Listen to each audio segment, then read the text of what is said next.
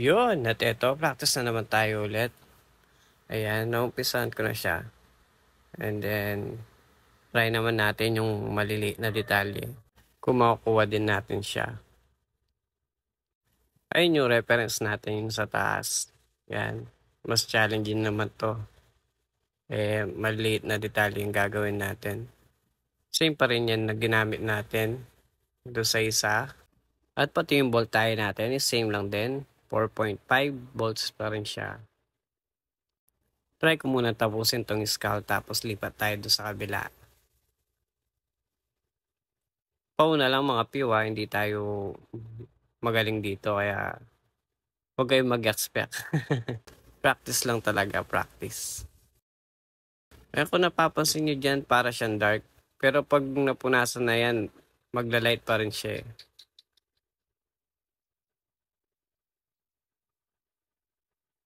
Kaya tamang-tamang hagod lang talaga. Struggle lang kasi medyo mapula-pula na yung stencil natin doon eh. Doon sa part ng bandang muka, hindi na masyadong litaw. Yung pagpunas talaga, dampi-dampi lang eh.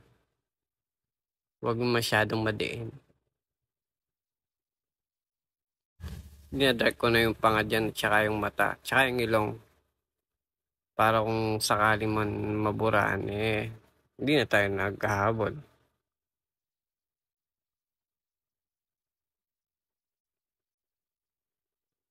Smooth na yan. Light pa rin yan pag lilitaw. Pag pupunasa ko mamaya, light siya. Babalikan ko pa rin siya. Nuulma ko pa rin yung ulo niya. Yan o. Diba? Dampi-dampi lang. Hindi ko napansin na harangan pala sa buhok ko eh.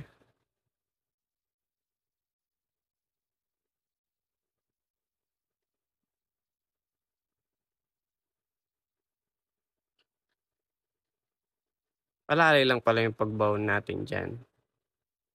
Kung mapapansin nyo, babalikan-balikan ko lang. Para lumitaw talaga yung pagka dating shade niya or pepper shade niya. Ang kagandahan sa practice skin is pag nagkamali ka, walang problema. Wala kang iniisip na client na magagalit, di ba?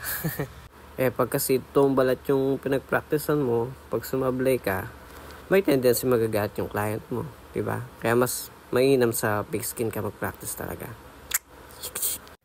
Maliit nga itong gamit kong fake skin eh. Alam ko may malaki silang fake skin, di ko lang alam kung saan nakakabili. Kung alam nyo, baka pwede nyo naman pag-comment dyan para makagawa tayo ng malakihan naman. Pag walang client or pag naiinip na lang siguro. Try natin yung malakihan naman. At para pag sumali tayo sa mga kompi, syempre hindi tayo kulek-kulelat. Kaya na natin mag-isabayan sa mga idolo natin na artist, di ba?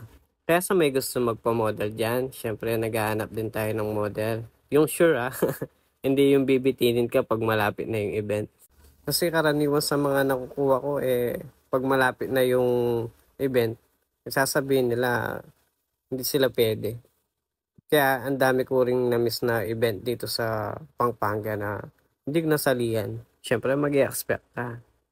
Chat mo yung mga ka-artist mo kung sasali sila. Pero ba, sasali din kami. Tapos ikaw excited ka, alam mo makakasali ka. Pagdating ng event, wala ka palang model. Walang nga yan. Tapos hanapin ka ng mga tropa. Kung sumali ka o hindi. Kasi sa competition, doon lang kayo magkikita-kita ulit eh. Lalo na yung mga nakasama mo nung una. Kumbaga yun na lang yung way para magkakasama-sama kayo ulit. Parang magtatalunan. Yung 2 or 3 ka palang oras gumagawa, pupuntahan mo na siya.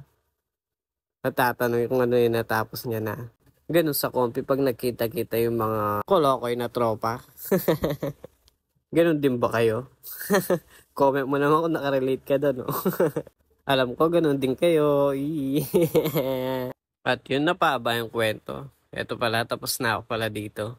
Gawa tayo ulit pag sinipag or pag wala tayong ganong client. So yun, hanggang dito na lang mga pew. Sana nag-enjoy kayo sa ating video. Maraming salamat. Pew!